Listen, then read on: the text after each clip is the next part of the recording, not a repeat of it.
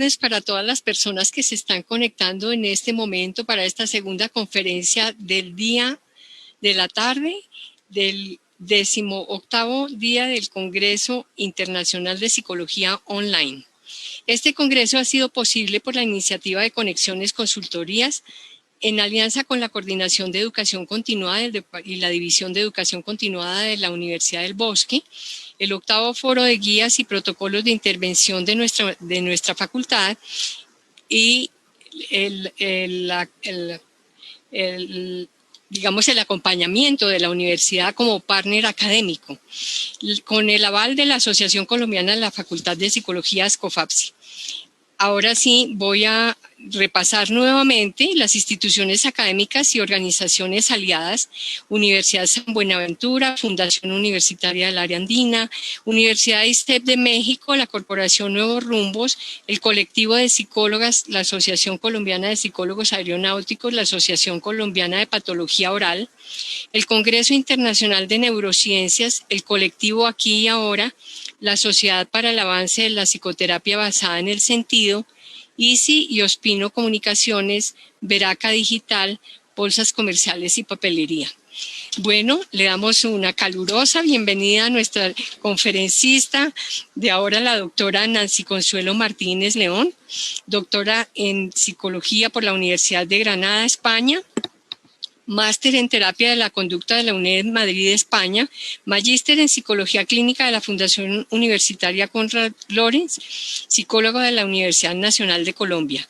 La doctora Nancy Martínez hoy nos hablará en su conferencia de cómo evaluar de forma confiable y válida a un menor con posible déficit atencional e hiperactividad. Doctora Nancy, muy buenas tardes. Le estamos esperando aquí con los brazos abiertos, ansiosos de escuchar esa conferencia de un tema tan importante. Ojalá estén en este momento conectados no solamente los profesionales de la psicología, sino de pronto muchos padres que quizás requieran de alguna información relacionada con estos temas de importancia para la crianza de sus hijos. Entonces, muchísimas gracias. Esperamos que haya, por favor, muchas preguntas. Como siempre, mi recomendación de que aprovechemos los conocimientos y la experticia de estos profesionales que vienen al Congreso a dictarnos estas conferencias tan interesantes para que ustedes puedan clarificar conceptos, ampliar sus conocimientos respecto al tema. Bienvenida, doctora Nancy, es toda suya la palabra. Muchas gracias, doctora Glorita Cajiao, por su amable recibimiento, a todos los de Conexiones y a todas las personas pues que están apoyando este congreso tan importante y que pues nos llega a todos porque es online y de alguna manera pues facilita que el conocimiento pues lo podamos tener en su momento y lo que se requiera, y además son diferentes elementos temáticos. Voy a comentarles y voy a ser muy breve. Hay demasiada información sobre déficit atencional e hiperactividad. Es un trastorno que pues existe y se ha diagnosticado desde hace mucho tiempo, pero pues obviamente ha tenido sus elementos para poder manejarse y evaluarse desde diferentes perspectivas. ¿Cuál es como la idea de lo que queremos y de lo que quisiera hoy trabajarles en este proceso?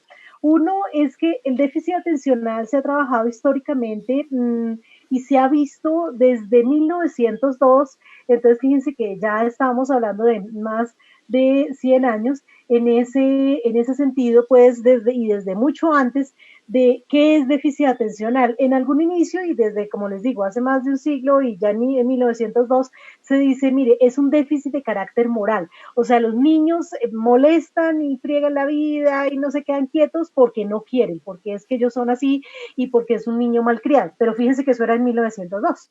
Luego en el 1934 se dice que hay algo como que orgánico, como que de verdad ellos quieren manejarse, intentan poner atención, pero no lo logran. Pareciera que hubiera algo orgánicamente que no deja, dijéramos, que ellos se queden quietos, que ellos dejen de ser impulsivos, que dejen de ser imprudentes. Y entonces en 1940 se dijo, oiga, sí hay algo cerebral, pero es lo que se llama un síndrome cerebral mínimo. ¿Qué quiere decir? Que no hay una prueba como un TAC, una resonancia magnética, que diga, mira, este chiquito tiene déficit atencional. Si ya existiera, pues no estaríamos aquí discutiendo cómo evaluarlo, porque obviamente el síndrome cerebral mínimo es cuando el neuropediatra también ve algunos signos y unos síntomas, pero lo que les digo, no hay una prueba clara neurológica que demuestre dónde está, que es como algo difuso, pero que hay algo, lo hay. En el 57 se dijo, miren, ¿sabe qué es lo que pasa? Que estos niños se mueven demasiado, se mueven en exceso. Los profesores le dicen, oiga, es que su silla tiene pulgas, ¿qué es lo que pasa? Quédese quieto, no moleste tanto, siéntese bien. Entonces era como el exceso de movimiento, se le cae la cartuchera, se le cae el esfero, vuelve y lo recoge, le pegó al otro. Y entonces se concentraron en que de pronto había algo neurológico que hace que se muevan demasiado. Pero luego en el 1960 dijeron, bueno, pero encontremos a ver qué es lo que pasa en el cerebro, a ver si lo podemos manejar. Y luego en el 68 se pusieron a estudiar esa reacción hiperkinética y se dieron cuenta que solo era en la infancia. Entonces dijeron, bueno, ¿será un problema solo de los niños? O sea, los adultos como ya no se mueven tanto, ni se les caen tanto las cosas, ni entonces mueven tanto los pies, aunque se habla incluso de un síndrome de piernas inquietas, y ese tipo de cuestiones. Entonces dijeron, no, saben que el movimiento excesivo solo se da en la infancia y como entre los 13 o 14 años los niños empiezan a quedar más quietos. ¿Será que pasó el trastorno? ¿Será que es algo que empieza? Algunos lo tienen y definitivamente para en la adolescencia. Y definitivamente encontraron que no. En 1980, después de todos los estudios, se dieron cuenta que el problema de estos chiquitos era básicamente la atención y que algunos tenían exceso de movimiento y otros no tienen exceso de movimiento, que algunos estaban como en las nubes, desatentos, quietos. Ahí sí la profesora no les decía que cómo molestan, que cómo que se quede quieto, no, de hecho se quedan demasiado quietos. Sonaba la campanita pues para ir a descanso o el timbre y ellos salían y el niño se quedaba así, no se da cuenta que ya terminó la clase. Entonces, fíjense que ahí empezaron a darse cuenta que hay diferentes subtipos de déficit atencional y que el problema básico era atencional y en esas, dijéramos, elementos neurobiológicos que podrían estar fallando.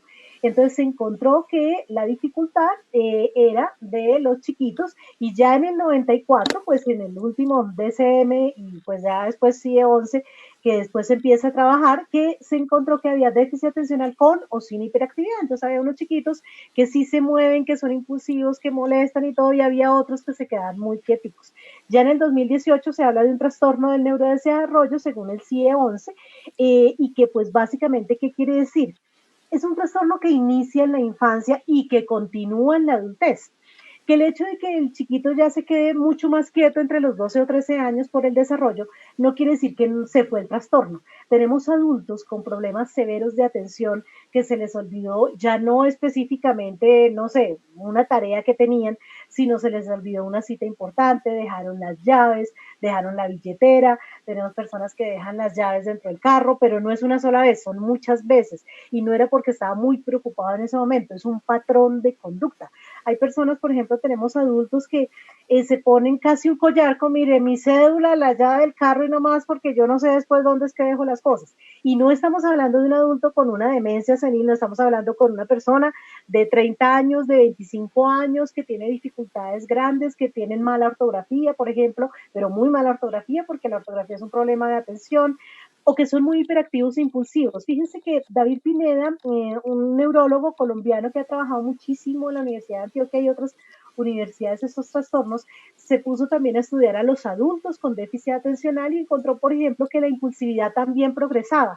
El niño impulsivo en el colegio molestaba, gritaba, decía, es que yo quiero, y hablaba, y uno decía, hombre, que no escucharon que tuvieran los micrófonos cerrados, y entonces usted grita en plena clase si el profesor está hablando.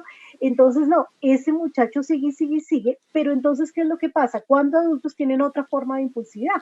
Por ejemplo, son aquellas personas que son más infieles, porque la infidelidad también está basada en impulsividad. Son personas que consumen sustancias psicoactivas, son personas que tienen otras dificultades. Ya no era interrumpir a la profesora, ya no era ser imprudente, ya no era darle el puño que porque yo quiero ese lápiz y no me lo diste, entonces yo lo quiero y ya. Es una impulsividad a otro nivel, pero continúa.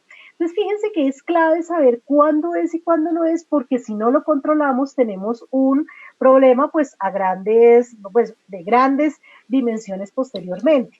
Básicamente es tener en cuenta que para evaluarlo debemos cumplir con estos criterios, pues que muchos psicólogos, neurólogos, terapeutas ocupacionales ya los conocen, pero que de alguna manera no se evalúan bien. O sea, aquí el problema no es saber qué tiene, sino realmente cómo saber con la real certeza y, como decíamos, confiabilidad y validez que sí es, porque lo que no podemos hacer es ir diagnosticando a los chiquitos como lo que llamaríamos falsos positivos, y resulta que el profesor, que es mal geniado, que es firme, que es conservador, rígido, y que en la clase todos tienen que estar así quieticos, claro, le va a molestar el que se mueve, el que moleste, que todo, y entonces dijo que tenía déficit atencional.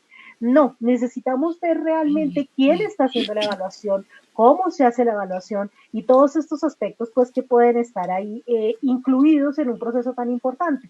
¿Qué hemos encontrado? Que la desatención pues tiene varios criterios, la hiperactividad e impulsividad pues también en términos de lo que ya decíamos, de molestar al otro, de hacer los chistes, de moverse demasiado, necesitan harto espacio estas personas porque si no le pegan a los de al lado, pero hay algo que es bien importante, tenemos que detectar si ese chiquito tenía presencia antes de los 7 años, en ese sentido. A veces también otros dicen que sí antes de los 12 años, pero debe tener problemas en el preescolar y debió tener problemas por lo menos entre primero, segundo y tercero primaria. Los profesores debieron haberlo reportado, no un profesor, varios profesores. Entonces, bajo esos elementos, pues es donde uno dice, sí, lo tiene, porque tenemos, por ejemplo, adolescentes desatentos, vienen por fracaso escolar, dicen, no, mire, la mamá dice, mire, ya va perdiendo todo el año, o sea, le falta perder descanso, porque pues no lo ha podido perder. Entonces, de alguna manera, uno dice, bueno, ¿será déficit atencional? ¿Será por problemas atencionales? Dicen que también es grosero con los profesores, con los compañeros, se ha peleado, pero pues también podemos ver un chiquito deprimido, puede ser por depresión. Podemos también tener a alguien muy desatento que le dicen que está englobado, que oiga, copió la tarea, sí sabe qué es, ¿por qué no la trajo? No sabía que era el parcial. Entonces uno diría, bueno, ¿será que entonces no ponía atención? Pero podemos tener adolescentes enamorados. Y cuando uno está enamorado también está desatento porque se la pasa pensando mucho tiempo en ese ser amado, si lo va a volver a ver, si no lo va a volver a ver. Entonces por eso necesitamos diferenciar y dejar muy claro que esa presencia tiene que estar antes de los 7 años, que sean 2 o más ambientes, porque nos ha pasado mucho que el colegio dice que es terrible el niño y los papás dicen que no, que está muy bien, que es muy juicioso, que de alguna manera no hay problema, y nosotros decimos, bueno, pues si es así, entonces algo pasa en el colegio. No todos los colegios son para todos los niños, ¿no?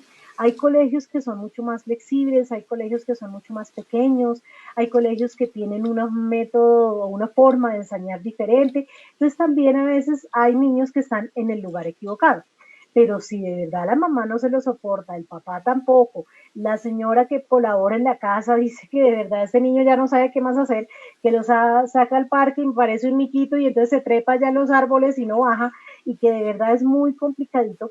Entonces, incluso el profesor de educación física que permite que haya fuerza, que haya flexibilidad, que haya pues toda esa posibilidad de, dijéramos, de movimiento, dice que es insoportable. Entonces uno dice, de pronto sí, algo está pasando. Y pues debe tener ese deterioro académicamente, socialmente significativo y debe durar mínimo 6 meses. Como les decía, hay diferentes subtipos, el combinado que tiene desatención, hiperactividad e impulsividad, el solo predominio de desatención, que son aquellos niños, ya les decía, calmados, quieticos, pero sumamente desatentos, y el predominio hiperactivo impulsivo. ¿Qué es aquí importante? Hacer diagnóstico diferencial. Muchas veces uno no hace diagnóstico diferencial y tenemos, por ejemplo, la inteligencia superior.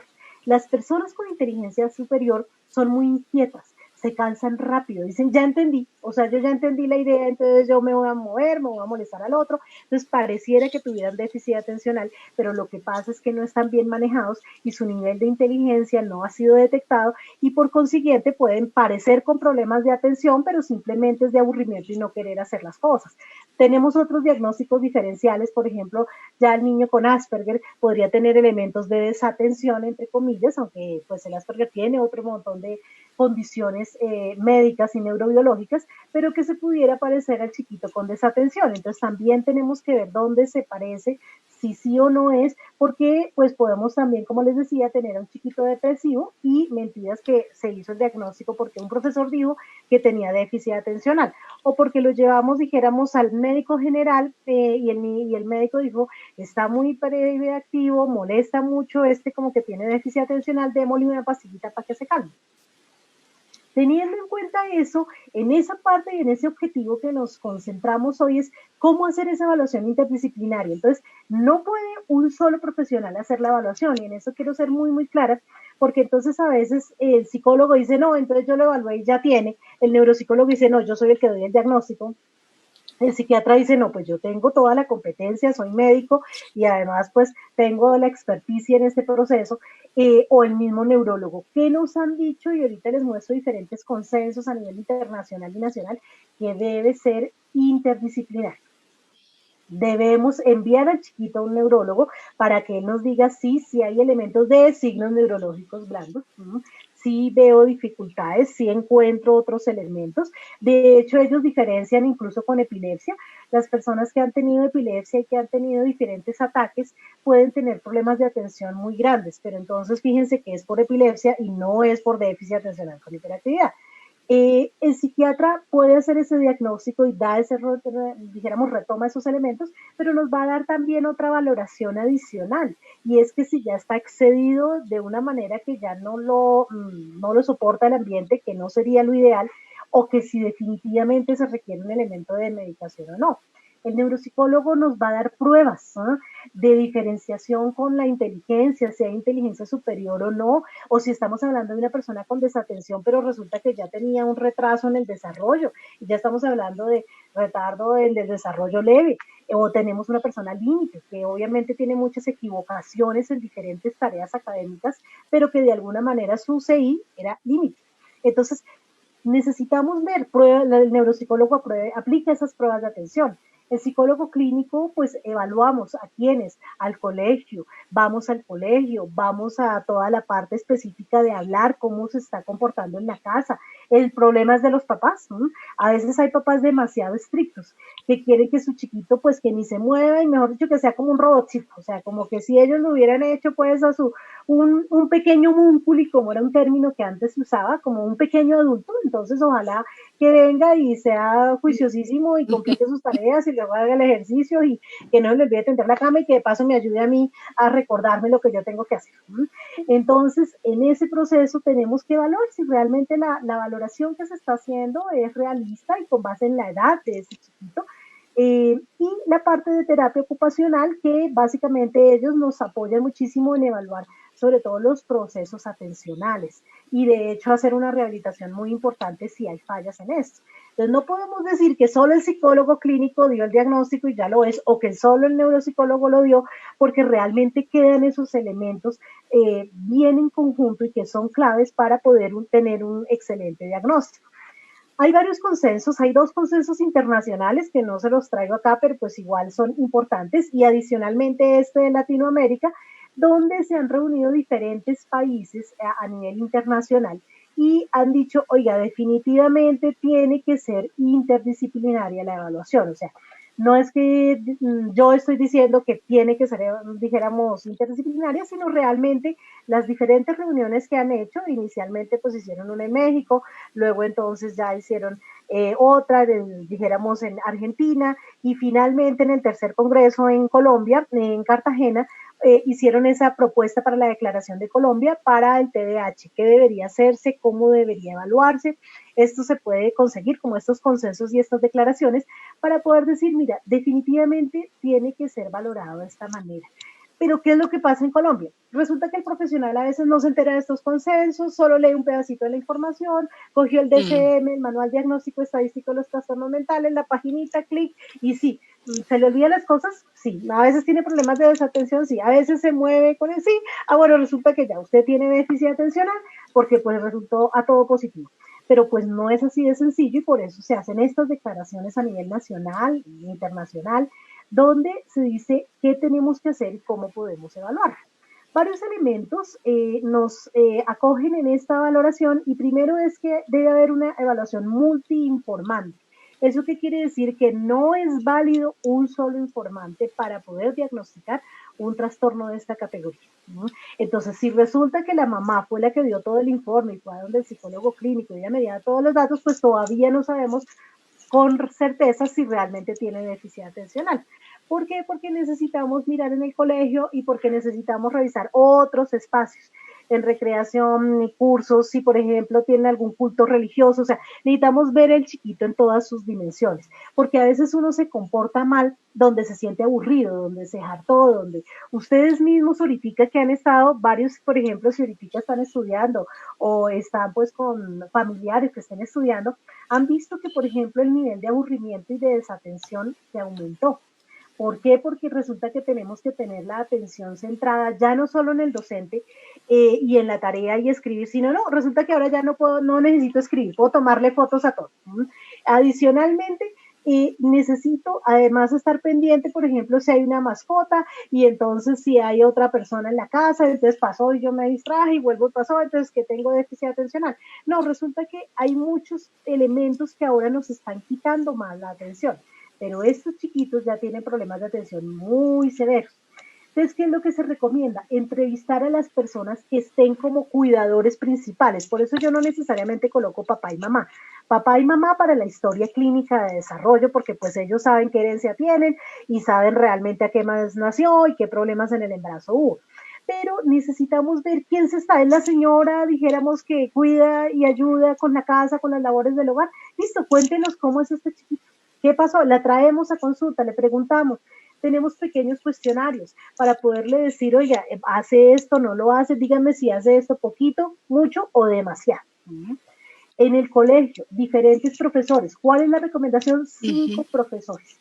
Ojalá de diferentes áreas. Siempre hay un coordinador de grupo, entonces pues esa será la persona pues que nos podrá filtrar la información, pero también necesitamos diferentes áreas. Quiere decir que lo que es artes, educación física, dibujo, bueno, ese tipo de materias va a haber la evaluación porque ellos permiten más flexibilidad.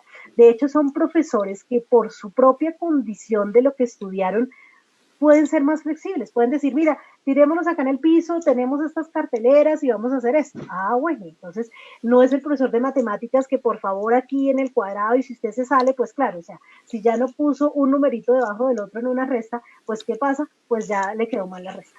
Entonces, de alguna manera, se mira con profesores de matemáticas, de español, profesores como por ejemplo todo lo que viene a ser ciencias y sociales, pero también de las otras categorías. ¿Qué podríamos hacer nosotros? Mandar unos cuestionarios. Se habla con el coordinador, por ejemplo, si estamos desde psicología. Mandamos los cuestionarios con el coordinador. Mira, yo necesito que por ejemplo para artes, dibujo o todo lo que viene a ser, no sé, otras selectivas que tengan. Entonces, el profesor que quiera responder, pues que responda, pero alguno de esos. Necesito que haya respuesta de esos. Los de matemáticas, español, sociales, listo, que requieren mucha más atención, entonces por favor contesten. Usted como coordinador que recibe tantas quejas y elementos, pues bueno, díganos cómo está el chiquito y qué podría pues trabajarse. Y obviamente ya con las otras personas en otros espacios. Estos chiquitos, como es un problema neurobiológico, si molestan, molestan en todo lado, o sea, es un patrón. Entonces, ahí es donde uno puede ver si realmente existe o no existe el patrón. Evaluamos rutinas, comportamientos, las contingencias, que recuerdan que son como las consecuencias que vienen inmediatamente a la conducta. Este chiquito está asustado, es castigado frecuentemente, realmente está pasando, es un problema de maltrato familiar. Y también evaluamos ritmos circadianos. Hay chiquitos muy desatentos, pero ahorita, ¿por qué? Por el famoso celular, por los famosos computadores. Tenemos chiquitos cuyos padres están tan ocupados porque obviamente tienen que mantener su trabajo. Y los chiquitos, ¿qué es lo que hacen? Pues entonces venga y juego y juego y juego. Cuando están tan hiperestimulados, porque ¿qué es lo que pasa con los juegos en los celulares o en los PCs? Es básicamente que hay un refuerzo inmediato. O sea, yo le hago clic, clic y si me va bien me da sonido y me hace subir de nivel. Y si le hago mejor todavía, entonces me premian delante de todos y me dan poderes adicionales. Entonces, pues es súper impactante que yo siga y siga y siga para lograr realmente aumentar de nivel. Y compito con los demás en línea. Y entonces yo quiero ganarle al otro y ganarle al compañero. Entonces tenemos chiquitos que dan la 1 de la mañana y están ahí con el celular. Y los papás no se dieron cuenta que estaba el celular, no le tienen control parental y no tienen estos otros elementos que puedan decir, oiga, hasta aquí fue y aquí se apagó y no va a haber más juego. Entonces tenemos chiquitos que no duermen y que al otro día están con una desatención tenaz. ¿Por qué? Porque están dormidos, están hiperestimulados, no lograron las 4 horas mínimas que se requeriría para llegar a un sueño MOR donde haya realmente esa ensoñación y haya descanso real. No, resulta que por ahí a la 1 se acostó, a las 3 de la mañana otra vez casi que no se pudo dormir y a las 5 de la mañana la mamá lo está levantando. Entonces son chiquitos que no durmieron bien y que finalmente el problema no es de déficit atencional, sino es un problema del hogar de que no está controlando esos medios de sobreestimulación que tienen los chiquitos. Entonces miramos sueño y miramos alimentación y también todo lo que viene a ser la influencia de otros. Nosotros hemos ido trabajando en este trastorno, principalmente pues ha sido un tema que me ha apasionado muchísimo. Yo básicamente, mi primer caso como psicóloga en la Universidad Nacional de Colombia fue un chiquito con déficit atencional. No sabía que tenía déficit atencional, obviamente era practicante y pues tenía mucha inexperiencia y estaba aprendiendo, pero realmente el chiquito yo dije, no, Dios mío, entonces seré muy, muy mala psicóloga porque no lo logro evaluar. Quisimos hacer como una prueba de inteligencia, entonces se salió corriendo, esto es un edificio de 2 pisos en su momento, y entonces baja la escalera y dije, no, pero ahora toca perseguir a los consultantes, así esto es de difícil, la psicología clínica. Y era realmente complicado hacer una evaluación, realmente difícil, y también cuando fuimos a los colegios, él estaba en un colegio en Kennedy, apenas entramos al colegio a hacer la evaluación, dijeron, mire, si ustedes van a evaluar de una vez, les vamos a decir que él ya pierde el año y se lo entregamos. Y ya sabemos que este chiquito ha pasado por muchos colegios y ya entre los colegios de Kennedy ya lo conocemos, que somos muchos colegios, somos 11 colegios en este momento que han recibido al chiquito y no lo quieren más. Entonces vea ustedes qué hacen con ese niño, porque este niño ya no va a ser recibido más acá. Entonces dije, bueno, entonces también miremos cómo es el colegio, 45 compañeros, en un salón de clases pequeñito, en el salón de clases que él también veía, pues veía, dijéramos, con baldosa, eran baños antiguos y cocinas antiguas donde habían construido el colegio, entonces también el sonido no era adecuado. Entonces uno dice, bueno, la influencia es el chiquito, realmente es déficit atencional. Ese chiquito finalmente sí tenía déficit atencional, ya creció, ya es un adulto. Pudimos volver a hablar 20 años después con este chiquito. Yo le dije, oye, ¿cómo estás? ¿Qué pasó con tu vida? ¿Qué pasó con el proceso? Logramos mirar con diferentes procesos académicos y legales que no lo sacaron de la escolarización, así tuviera déficit atencional en altos niveles. Y claro, sí tenía bastantes dificultades, pero logró conseguir trabajo, logró mantenerse, logró mantener el bachillerato, terminarlo. Y bueno, yo le dije, tú debes estar consumiendo, debes estar ok, puede estar pasando. Claro, sí tenía muchos de los rezagos que siguen a futuro, pero pues salió adelante, pero con mucha dificultad porque sí tenía un claro trastorno. ¿Qué elementos adicionales de ser multiinformante? Ahora nos concentramos en que sea multimodal, debe ser de múltiples formas. ¿Ah? Entonces, no es que yo he sido supervisora de práctica clínica por más de 20 años en diferentes instituciones y estos casos llegan con frecuencia. De hecho, ustedes saben que es el mayor motivo de prevalencia a nivel internacional de remisión de niños y a nivel nacional. Los estudios que se hicieron en Manizales y en Medellín con del grupo de Pineda da una prevalencia estimada entre un 16 a un 17% de todos los niños. Entonces, pues en las ciudades donde él hizo el estudio. Y el DCM nos está hablando de un 3 al 5%. Entonces, pues claro, llega bastante chiquitos, que molesta, que friega, que va perdiendo el año. Pero entonces los psicólogos me han dicho, mira, profe, yo ya lo evalué, yo estuve en consulta con él y le hice varias preguntas y queridísimo el niño, muy lindo, yo no sé por qué dice eso la profesora, yo no sé, yo creo que no tiene déficit atencional y ya no tiene eso y entonces voy a empezar ya el tratamiento, como la segunda sesión. Entonces yo digo, pero bueno, pero ¿cómo no sabes hacer este proceso? ¿Por qué no logramos hacer una buena evaluación? Y le digo, mira, no es que tu observación haya sido inadecuada, fue adecuada, lo hiciste en consulta, pero ¿qué es lo que pasa en consulta? Estamos 1 a 1, yo y tú. Entonces, ¿cómo quieren que el niño se distraiga si yo estoy ahí encima? Si yo le digo, oye, Juanito, mira, por favor, eso, además soy empática, sonriente, cálida, o sea, no soy la profesora de matemáticas que mire, que hubo, que qué pasó y le grito y lo regaño por anticipado, no. Entonces, pongo unas condiciones donde hay silencio, donde hay privacidad, donde hay una voluntad de hacer las cosas pues al máximo nivel, que es como una consulta clínica, y entonces pues ¿cómo responde el niño? Bien, porque eso va a ser parte del tratamiento, cuando estamos muy concentrados con ellos, ellos responden bien, pero ¿qué es lo que pasa? Resulta que no es la realidad, necesito observarlo con los pares de la edad. Hay muchos psicólogos, por ejemplo, que no conocen, no han tenido sobrinitos, no han tenido primitos, ni hijos, que puedan ver, mira, un niño de 9 años se comportaría así o se comportaría de esta otra manera, una niña de 6 años pasaría esto, no pasaría esto. Entonces puede que normalicen el comportamiento. Entonces tenemos que ir a hacer observación directa e indirecta, a hacer la entrevista, todos los informes del colegio y escalas, que ahorita les muestro, por ejemplo, algunas de estos de generales para ver si puntúa alto en lo que llamamos conducta externalizante. No puedo yo decir que tiene ya déficit atencional si no tenemos un puntaje alto en conducta externalizante. Si recuerdan la propuesta de Achenbach, un gran, dijéramos, investigador a nivel internacional, sino uno de los más importantes en niñez y adolescencia, él divide los trastornos en dos en la niñez, internalizantes y externalizantes.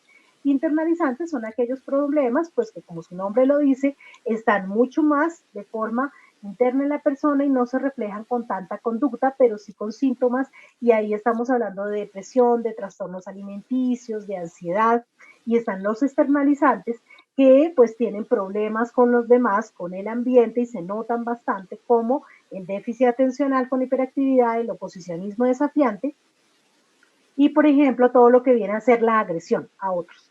Entonces tenemos que mirar si él puntúa en conducta externalizante, por ejemplo, en todo lo que viene a ser hiperactividad e impulsividad. Estas escalas, les paso de una vez por si acaso para ir mirando, por ejemplo, el CBCL. El CBCL es una de las escalas más importantes que hay para evaluar esta parte general. En este artículo publicado en el 2018, en una de las revistas más importantes a nivel internacional en clínica infantil y adolescente, participó una colega nuestra de psicología de la Universidad San Buenaventura, la doctora Noelia Hewitt, y logró hacer la validación con todos ellos también en esta parte de la escala del CBCL para Colombia, ¿no?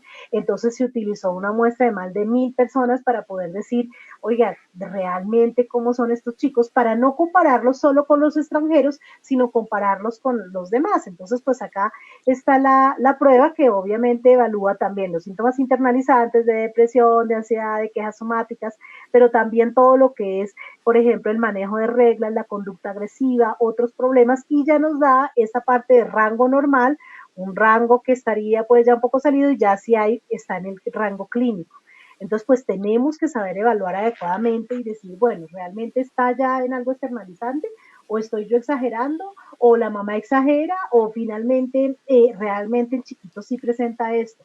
Hay otras escalas que son las listas de chequeo que son muy conocidas, unas son de Conners, otras de Pineda, otras de Barclay, otras está el EDAH, o sea, todas miden lo mismo, entonces no voy a aplicar 5 de lo mismo, sino una, la que yo me consiga en ese sentido y ya están publicadas, o sea, si se las muestro es porque se pueden encontrar, entonces uno dice, bueno, voy a utilizar estas que ya son específicamente para déficit atencional e hiperactividad.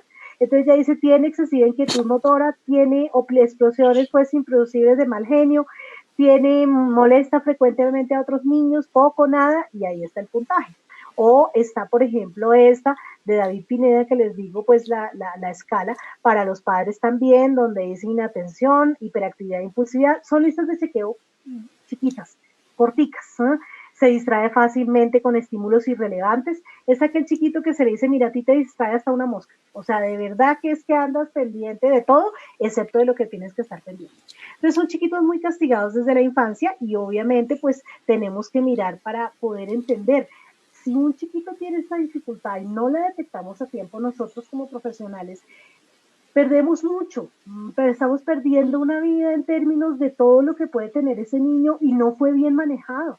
¿Por qué? Porque los papás castigaron, el profesor castigó, todos creyeron y se fueron a 1902, que es que era porque no quería y porque el niño no quiere estar juicioso.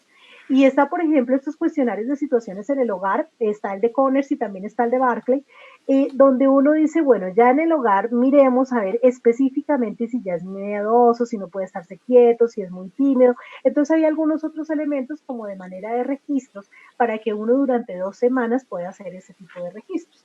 Entonces están esas listas de chequeo, como les decía, estos elementos generales y volvemos a toda esta parte después de estas escalas específicas de Pineda, de Barclay o de EDH, cualquiera de estas, si ya puntúa en el VASCO, en el CBSL, cualquiera de los dos a un nivel alto, o si definitivamente ya tiene aquí un puntaje en demasiado, o sea que definitivamente esto lo tiene en exceso. Entonces nos vamos a escalas neuropsicológicas.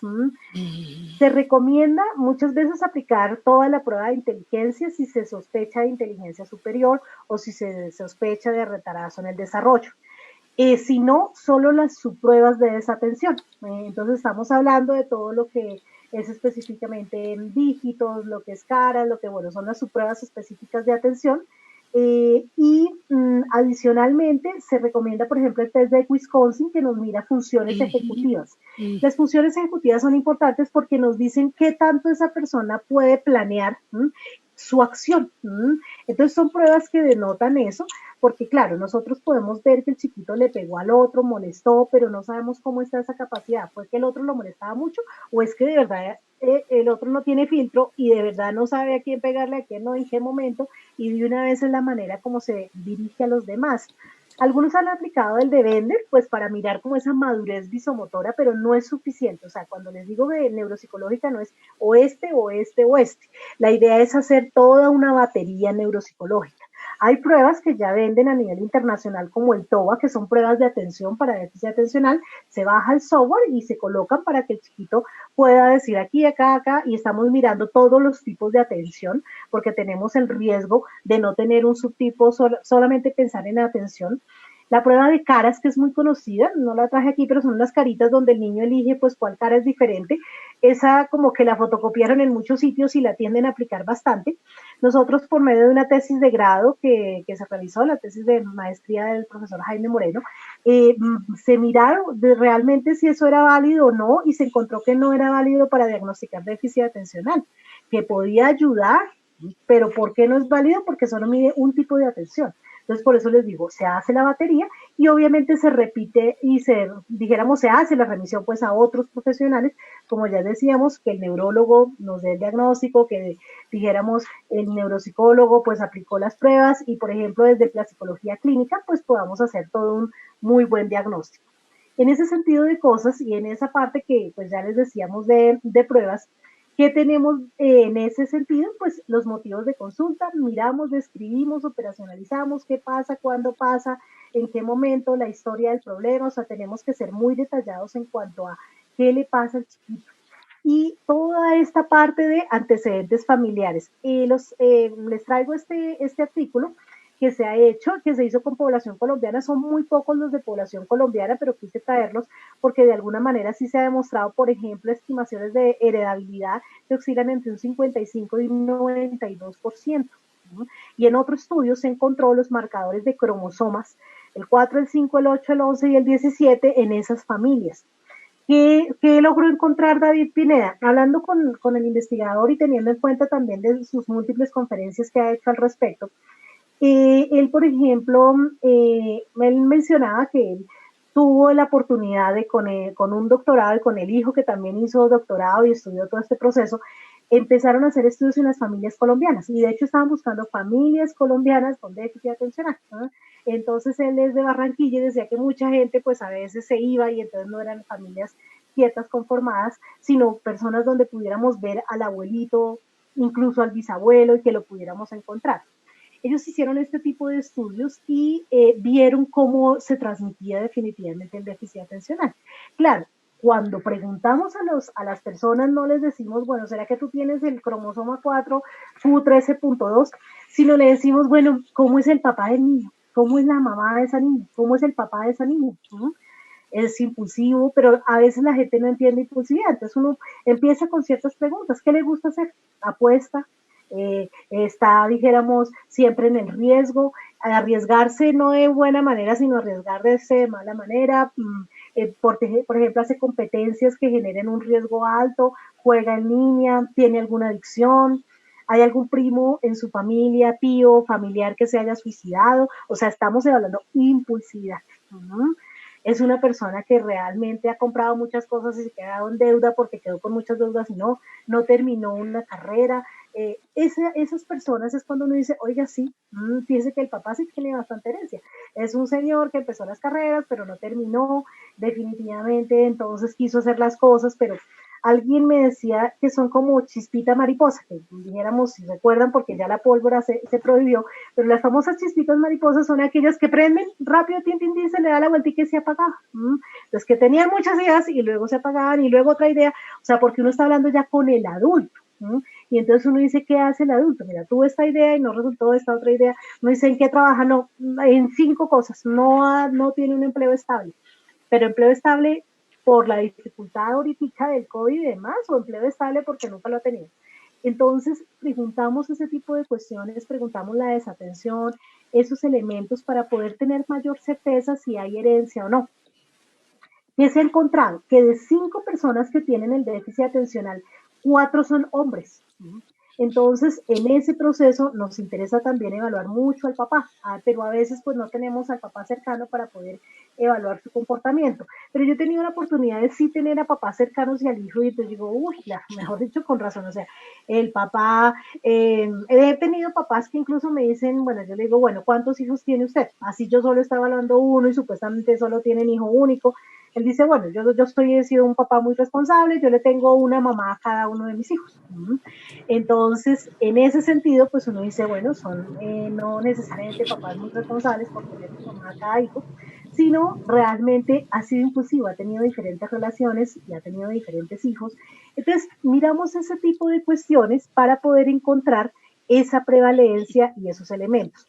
Cuando es una niña la que tiene déficit atencional, los síntomas son más graves.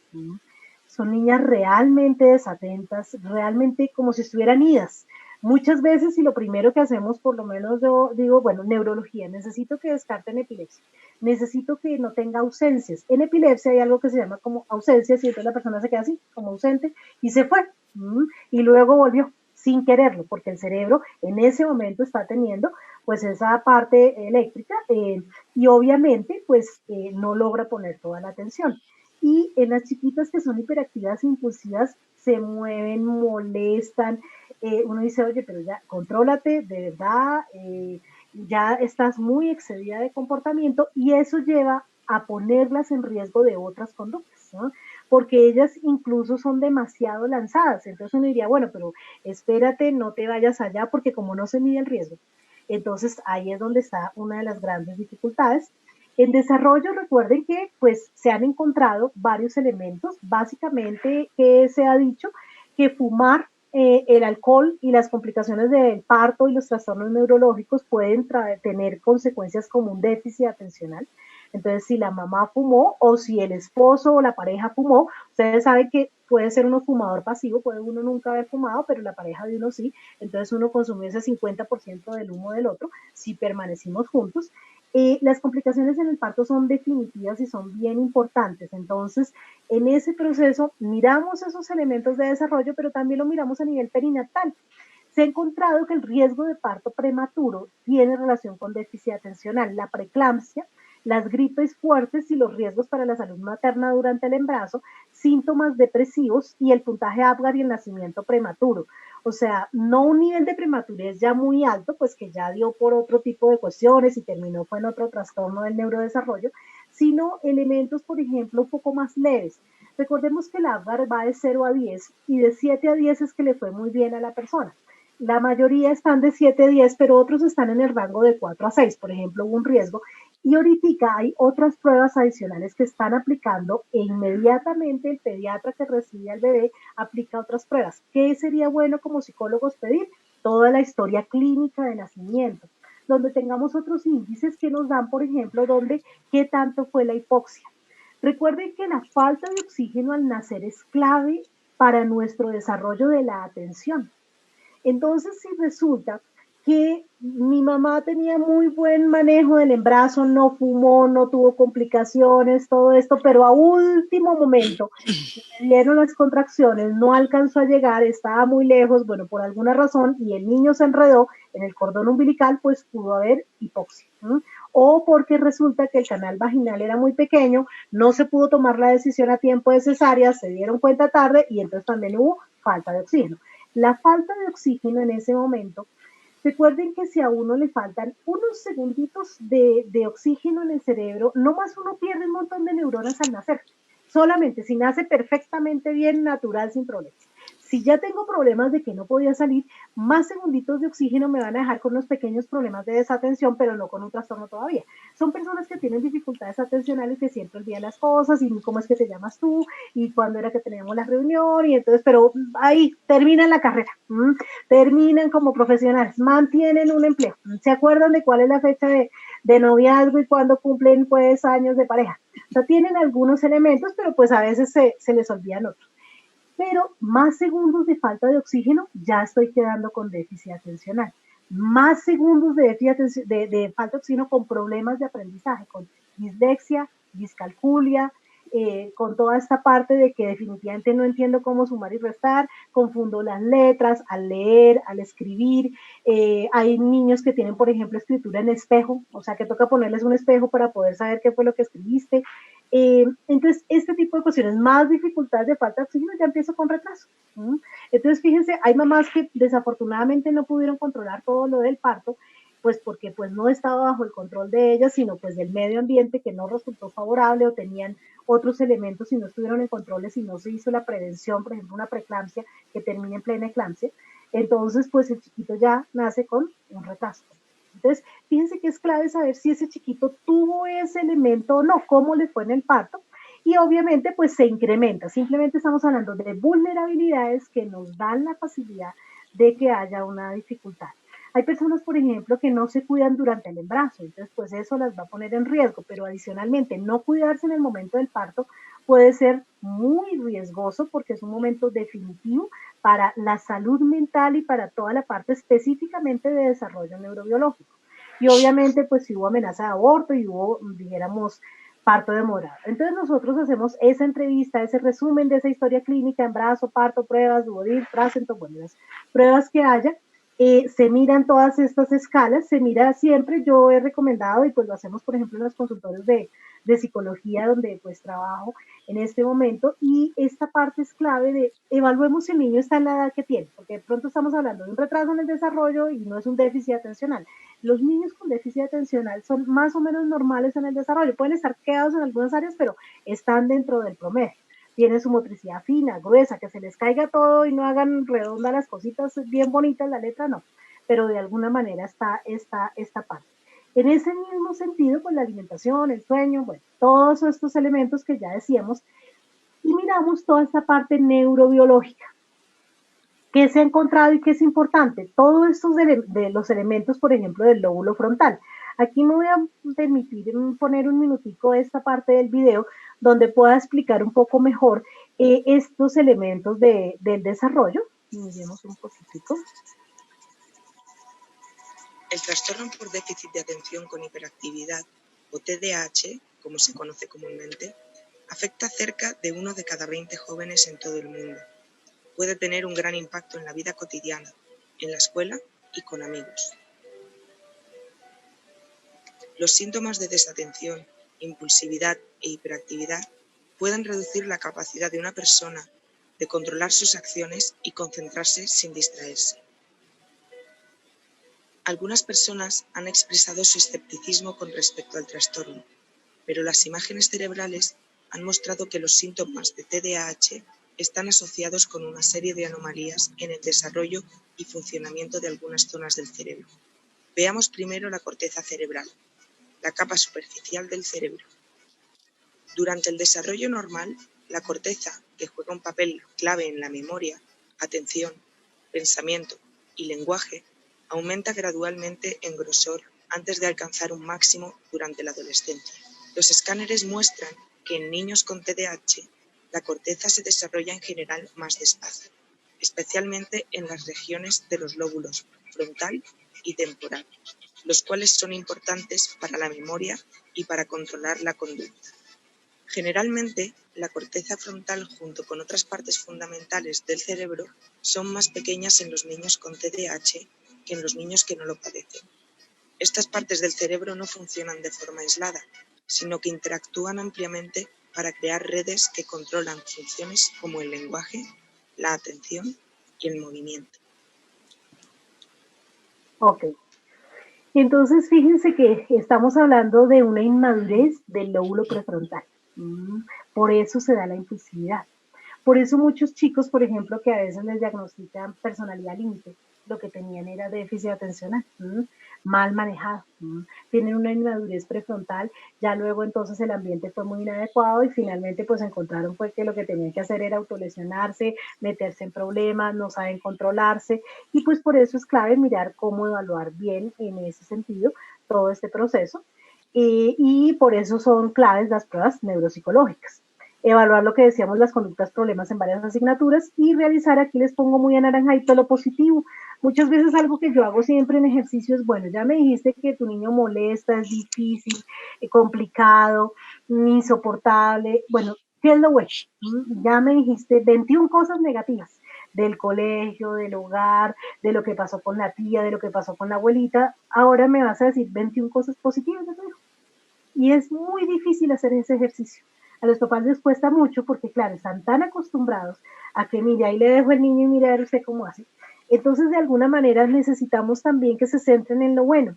Algo que decían varios investigadores en los congresos que hay a nivel internacional de este tema y me llamó muchísimo la atención.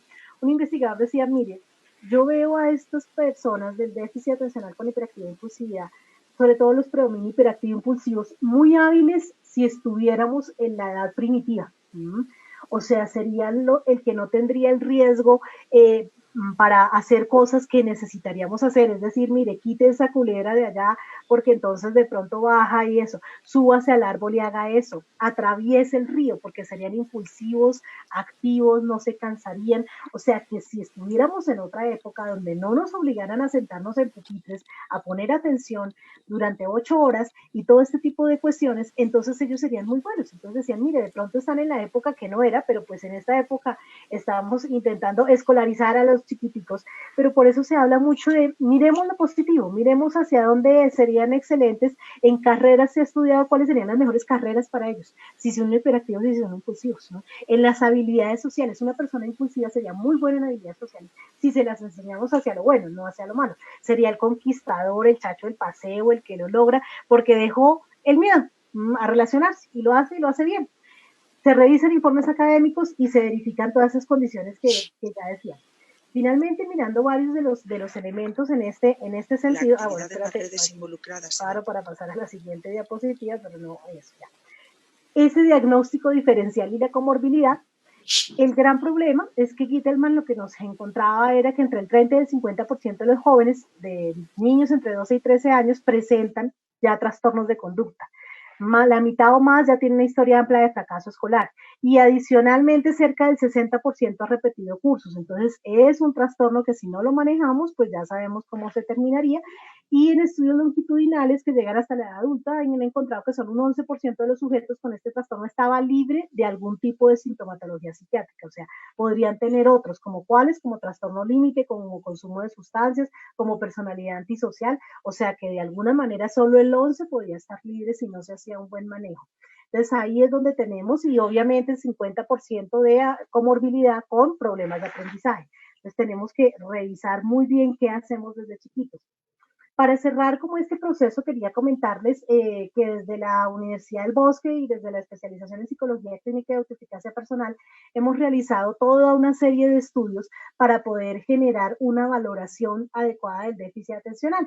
Entonces tenemos un núcleo problema de investigación que pues he dirigido yo desde un buen tiempo, que es déficit atencional con hiperactividad y que se pensó en trabajar como son tantas variables y son complicadas y el profesor de español nos dice que es hermoso y que es divino y que es un súper, dijéramos, muchacho, pero la profesora de educación física no se la aguanta ni la de artes y el papá dice que sí, la mamá dice que no, entonces yo ya no sé a quién creerle.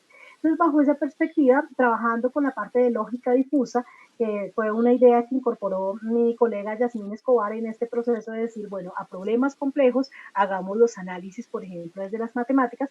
Entonces se logró hacer esta parte, un modelo matemático para poder trabajar con el déficit atencional.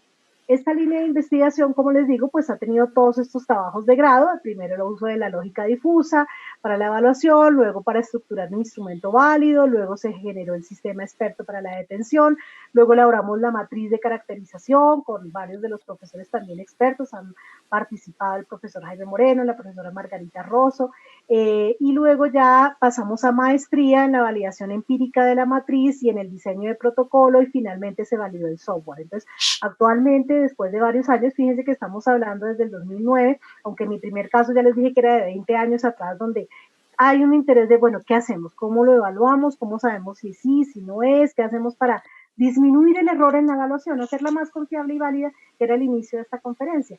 Y pues fue hacer este tipo de procesos.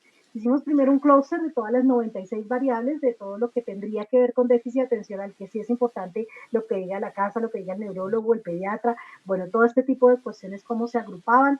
Hicimos un prototipo de software ya con la Facultad de Ingeniería, con el ingeniero Germán Vargas y con la ingeniera Olga Lucía Campos, donde se puso toda la parte se hizo una arquitectura de solución, se hizo un programa basado en lógica difusa y se generó un proceso de tal manera que uno ingresa la información, el difusor, toda la parte de lógica difusa trabaja y nos dice cuál es el riesgo de tener déficit atencional y qué subtipo tendría.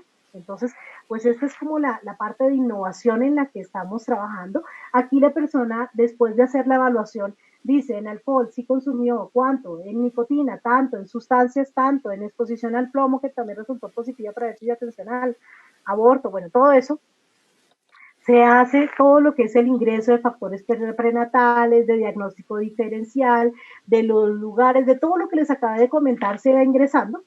Y finalmente, pues se hizo de todas esas 16 variables, se incluye el checklist de desatención, el de hiperactividad, las pruebas, qué dijo el neuropediatra, qué dice usted como psicólogo clínico. Todo esto le sacamos igual la validez de contenido, que fue muy adecuada en este proceso con Ricardo Pava, que fue el magíster en este trabajo de grado. Y ya nos arroja, si pueden ver acá, por ejemplo, después hicimos una comparación de grupo clínico y grupo control. Ustedes pueden ver aquí si es para subtipo desatento, bajo, moderado, alto o muy alto, y nos arroja, por ejemplo, que este chiquito pues está en ese sentido, pues aquí en esta parte, para este riesgo, para hiperactivo en alto y para subtipo combinado en alto. O sea, está en la parte amarilla de la curva y nos dice que tendría un riesgo alto para tener déficit atencional. Y en el grupo control, ¿nosotros qué hicimos? Pues también miramos a ver si discrimina la prueba. Y entonces cogimos un niño de 10 años, muy bueno en el colegio, muy juicioso, con buenas notas y todo, y a ese mismo niño en el mismo colegio buscábamos un niño del mismo curso con dificultades, con pérdida de año, con posible déficit atencional. Entonces, primero buscamos como a los de posible déficit atencional que ya tuvieran un buen diagnóstico, pero metíamos todos los datos en el software y también niños muy juiciosos a ver si el software lograba discriminar quién era uno y quién era el otro. El del grupo control, que eran los niños juiciosos, fíjense que dice que es bajo para tener un riesgo muy bajo de desatento o de hiperactividad o de combinado. Entonces el software nos permite discriminar mediante lógica difusa este proceso. Entonces esta es una oportunidad que seguimos trabajando en esta parte para poder continuar en ese sentido, pero lo que les digo, ya hemos progresado en esa parte. Ya se me acaba el tiempo, entonces solo quiero terminar con leer los derechos de los niños con déficit atencional, que lo que les digo, algo que es muy, muy triste, y es ver cómo los niños sufren. De hecho, por ese nivel de impulsividad son los niños que más riesgo tienen al suicidio. ¿Por qué? Porque de verdad se cansan de que todos los critiquen, como si no tuvieran nada bueno, como si las cosas, como si definitivamente nacieron, como decía el gran investigador, en la época adecuada. O sea, antes eran los grandes líderes y ahora son definitivamente la persona que el profesor no quiere tener en el salón de clases. Ni que la mamá o el papá quieren tener en la propia casa, y menos ahorita con esta parte de la escolarización en casa, pues ahí sí que definitivamente pues a muchos como que se le pararon los pelos de punta con estos chiquitos. Los derechos son: ayúdame a poner atención, necesito saber qué viene después, espérame, todavía estoy pensando, me cuesta trabajo, no lo puedo hacer, está correcto, necesito saberlo ahora, no lo olvidé, no lo escuché, no lo sabía, no estaba en mi lugar, ya casi termino, ¿qué? ¿Mm? Yo sé, está todo mal, porque siempre me gritan por algo. Fíjense que ahí igual está la frase como completa, donde está la reflexión, algo que es bien importante. Ahorita pues no alcanzamos, porque la evaluación, estamos centrados en la evaluación y no en intervención, pero con que lo que se inicia una buena intervención después de una buena evaluación y formulación clínica del caso, es con este proceso de psicoeducación. Abrir esos corazones, abrir esas personas para que digan, oiga, iremos a ver qué podemos hacer por este chico, es tu responsabilidad, eres adulto, tú sí te puedes controlar, tú sí puedes recordar, tú sí puedes poner atención. Entonces, ¿cómo vamos a lograr ayudar entre todo el equipo profesional a este chiquito? Entonces, que sea un reto y que sea una meta trabajar con estos niños. Bueno, muchísimas gracias, eso era todo por el día de hoy. Doctora, muchísimas gracias por esa ponencia tan interesante y tan compleja, porque es que yo escuchando, pues es un trastorno, digamos, que tiene tiene que haber mucha experticia para poder hacer un buen diagnóstico. Yo le quería preguntar, porque aquí, bueno, hay una serie de saludos y de felicitaciones y de agradecimiento por compartir su conocimiento. Dice alguien, Maribel Jara, dice, doctora, ¿existe alguna investigación o se conoce si los niños zurdos son vulnerables a tener mayores dificultades en atención? No, de lo que dijéramos, de lo que yo he leído, básicamente el hecho de ser zurdo no es una vulnerabilidad, como, si como tal a la desatención. El problema ha sido que no se detecta en tiempo que es zurdo el niño. Entonces se le hace escribir con la mano derecha y porque casi, de hecho, los pupitres casi todos están hacia la derecha, o sea, empieza el problema desde que ni siquiera el salón era el adecuado. Y entonces, de alguna manera, al forzársele a hacer el otro proceso sin haber hecho esa lección, entonces el niño empieza a cometer muchos errores. Luego, por casi estos chiquitos a veces son detectados como en tercero o cuarto de primaria. Ah, no, sorpresa que el niño escribe mejor con la izquierda, pero ya lo tacharon, lo criticaron en primero de primaria, en segundo, hace mala letra, pero pues todo eso fue porque no se le detectó a tiempo este proceso. Por ejemplo, la prueba de inteligencia McCarthy, no la Wechsler, la McCarthy, tiene ese elemento de discriminar si es zurdo o diestro, por ejemplo. Entonces, esto es importante para saber, porque a veces se cree, pero entonces no es que eso genere desatención en sí misma, sino lo que genera es que el chiquito pues no logra desarrollar adecuadamente. A veces queda ambidiestro porque ni lo uno ni lo otro, entonces pues claro, tiene problemas de ortografía y de que entonces cómo me queda la letra bonita, entonces la persona está dictando, la profesora, pues la plana que hay que hacer y yo ya no sé si con esta mano, si cojo el lápiz así, si cómo hago la pinza, y entonces puedo tener problemas atencionales porque no cogí toda la frase de la profesora. Pero finalmente lo que sí pasa es que no era un problema atencional, era un problema que se pudiera haber solucionado en la infancia y manejado muy bien. O sea, sabemos que incluso futbolistas reconocidos pueden tener, dijéramos, que ser zurdos y no por eso pues no sean buenos. O sea, de hecho se ve como una virtud poder tener también la otra posibilidad de manejar el otro brazo y pues tener toda esta parte de lateralidad. Pero pues toca evaluarla y toca, pero no es vulnerable exactamente para esa atención. Usted hacía menciona que de pronto estos niños presentaban como problemas emocionales en términos más asociados como a la frustración que ellos mismos sienten por estar siendo permanentemente los llamados de atención, etcétera. ¿Cómo ha encontrado usted la asociación entre este trastorno y el maltrato? Porque yo pienso que es como una dificultad que se demoran en diagnosticar, o sea, que realmente alguien tiene la iniciativa de decir, a este niño le pasa algo, llevémoslo al psicólogo a mirar a ver qué pasa, y el diagnóstico incluso pues que ojalá caiga en manos de buenos profesionales, porque el diagnóstico no es tan fácil. Yo veo que es un trastorno en el que hay que tener mucho conocimiento, mucha experticia para hacer un diagnóstico diferencial, bien hecho, oportuno además y completo, ¿sí? Entonces, veo que de pronto transcurre un tiempo en que el niño, a mi modo de ver, se ve vulnerable, susceptible a ser maltratado por necio. Porque necio, porque no obedece, porque no da buen rendimiento, porque tiene mal desempeño académico, porque hay quejas del colegio reiterativas, etcétera. ¿Sí se ha encontrado esa asociación? Es bastante alta, Glorita. Realmente ha sido, lamentablemente ha sido de las más altas que se ha encontrado. La he encontrado en dos elementos. En la literatura, donde realmente se castiga mucho más y los papás maltratantes pues dicen que es que el niño no es como querían que fuera y que finalmente molesta mucho.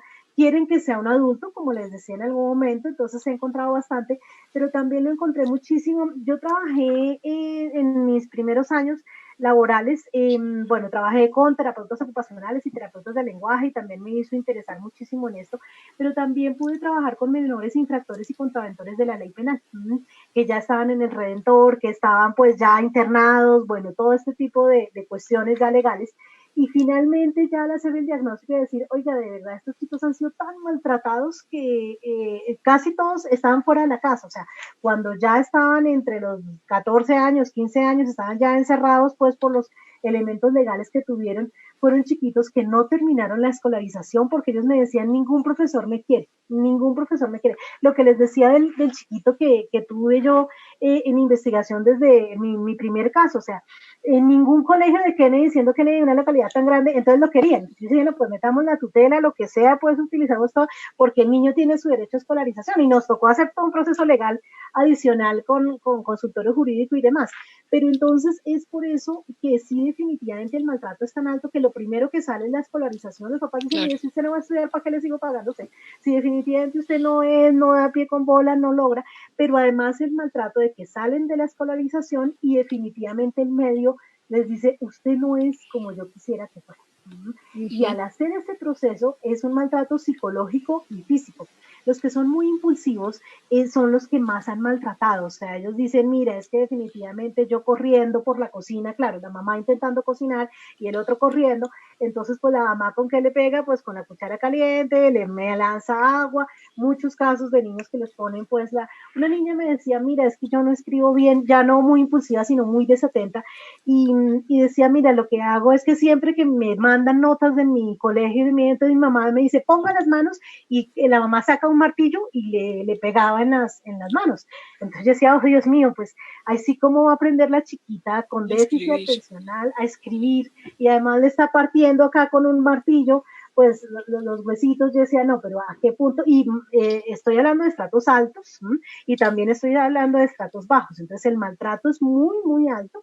En estratos altos, pues lo que más es, bueno, ya, o sea, usted ya no puedo yo con usted, mire a ver qué hace. Entonces son chicos que cogen el mal camino, se dan cuenta de que de pronto la marihuana los calmó, porque ellos quedan con una inquietud interna. Es como si uno fuera a ir al baño y el baño hubiera una fila de 10 personas, y entonces uno, como con esa inquietud que necesita hacer algo, pero que no lo logra hacer, eso lo tienen ellos todo el tiempo, porque la hiperactividad física se volvió interna y quedó en inquietud motora.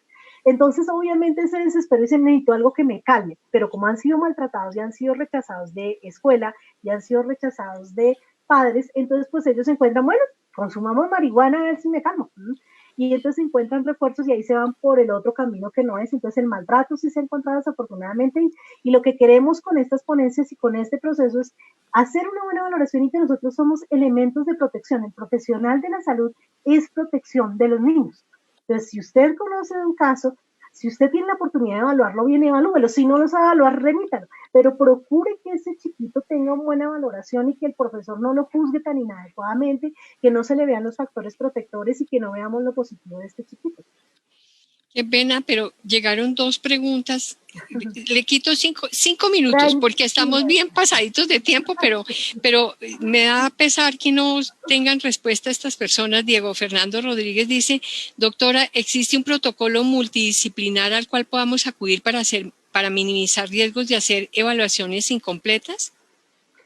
Fíjate que no estaría tanto el protocolo, nosotros estamos como construyéndolo en ese sentido, son trabajos de grado que puedes venir aquí a revisarlos en ese sentido a la universidad y estarían entonces como ahí está, por ejemplo, tenemos manual del usuario de esto, tenemos el proceso que se puede decir, mira, pregúntale al neurólogo, pregúntale, o sea, lo que nosotros queremos es que la persona fijo tenga dentro de su equipo o tiene esas personas para remitirles o puede decir, mire, vaya a la EPS y me trae lo que dijo el neurólogo. Dígale y cuéntele esto que me está contando a mí, pero necesito el concepto por escrito del neurólogo.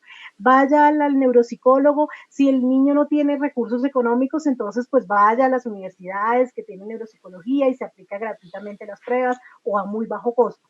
Entonces, la parte interdisciplinaria no es que esté el protocolo interdisciplinario porque cada profesional haría su parte, pero lo que invito al psicólogo es que una esas partes, las una por intermedio de lo que estamos trabajando, que esperamos pues ya sacarlo más dijéramos, públicamente esta parte del software y seguirla manejando, pero también bajo lo que puede hacer un psicólogo, que es lo que les comentaba en las diapositivas anteriores, o sea, revisa esto, otro, lo que decíamos en algún momento, devolviéndome, qué pena me devuelvo acá en este proceso, esta evaluación que les mostraba esto, que uno diga, voy a aplicar esta escala, voy a aplicar esta otra, se pueden conseguir, a veces uno dice, Dios mío, les decía, mire, el CBCL está el artículo, mire, revise, contacta a la doctora Noelia, pueda mirar entonces para tener usted también esas pruebas, la de Ackenbach, puede mirar y están los libros, Pineda y los artículos están las pruebas al final, entonces la idea es poder hacer ese proceso para lograrlo. Lo que pues yo recomiendo y lo que hemos querido sacar es este software para que realmente nos disminuya el riesgo. Nosotros hicimos las reglas con el profesor Richard Latorre, también en su tesis de maestría, se miró muy bien qué hacemos, si esto es alto, esto es bajo, esto es medio, qué podría dar.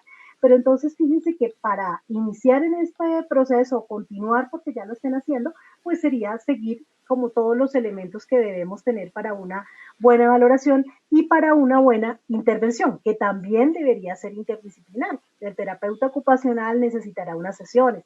Si el chiquitico tiene dislexia o discalculia, entonces pues vamos a necesitar realmente un terapeuta del lenguaje. No eterno, ellos logran manejar estos procesos adecuadamente. Existe la rehabilitación neuropsicológica, entonces que ellos puedan trabajar de la atención, todos esos manejos a tiempo, y nosotros trabajamos con colegio, con casa, y motivando al chiquito, o sea, lo más importante, y dijéramos yo que trabajo tanto con este proceso de autoeficacia, lo más importante es generar sensación de logro en un chiquito. Así sea montando la bicicleta, también es el mejor hablando, es el mejor corriendo, o sea, tienen muchos elementos que podrían ser superiores a los demás, ¿no? Y no solo comparándolos con el de abajo, con el que no hizo la atención, el que se le olvidan las tareas. En Costa Rica, por ejemplo, decían unos profesores que ya lograron manejar muy bien esta parte en el colegio y es, miren, cogen a esa niña juiciosa del colegio, siempre hay niñas, mamás en el colegio, pues, que saben qué decirle a los demás, que son las monitoras, que definitivamente saben la tarea y si no le dicen al profesor, oye, ¿no te acuerdas que ya había quiz? Ay, oye, mira, es que tú dijiste la 8 a la 20 y ahí entonces son ese tipo de personas que sí toman apuntes muy bien, que toman hasta el punto y coma del profesor. Entonces a esos chiquitos le están poniendo papel carbón o están haciendo pues lo que antes era papel carbón, que una copia del cuaderno, para decirle, hombre, si usted no puede copiar, escuchar, atender, mirar si se me cae el lápiz, el borrador, quién me quitó la cartuchera que ya no sé dónde está, entonces concéntrese en escuchar, que nosotros le aseguramos que vaya a la casa con sus apuntes. Y se le saca copia al cuaderno de estas niñitas o de estos chiquiticos. Y se le enseña a tener buenos amigos, de aquellos juiciosos que le dicen, hombre, pero era la tarea, pero a ver qué pasa. Bueno, él será, listo, hagamos la tarea, yo les ayudo y les hago pasar un buen rato haciendo el trabajo, porque ustedes son los que ya fueron a la biblioteca y todo, pero logramos hacer, o sea, para tener éxito no solo se necesita tener inteligencia, se necesita tener inteligencia social, se necesita tener sensación de logro, se necesita tener amigos, ¿no? Entonces necesitamos lograr forjar eso y se lograría obviamente a nivel interdisciplinario un buen manejo, no solo en evaluación, sino en intervención. Doctora Nancy, directora del Servicio de Psicología de la Universidad del Bosque, muchísimas gracias por su ponencia. Hago esa aclaración porque había una pregunta relacionada con eso, que si la Universidad del Bosque tiene algún servicio de psicología, entonces estoy diciendo que sí, y que la directora Nancy es la directora del Servicio de Psicología. Doctora, muchísimas gracias. Habría muchísimas preguntas aquí, miles de felicitaciones, agradecimientos, pero bueno, ya nos pasamos mucho de su hora y estamos abusando de su competencia. Muchas gracias Y bueno, a todos los que nos están escuchando en este momento, mañana los esperamos nuevamente con las conferencias. Por favor, inviten a mucha gente a participar, a que nos escuchen, a que las escuchen, que se beneficien con todo este conocimiento. Muy buenas noches para todos y mañana nos vemos. Bueno, buenas noches, se les quiere mucho, se les estima, y bueno, aquí de Conexiones a la Vida, Glorita, un abrazo muy grande, y bueno, gracias por brindarme el espacio para que me puedan escuchar y para poder transmitir todos esos procesos. Muchas gracias. A usted, doctora Nancy. Ok.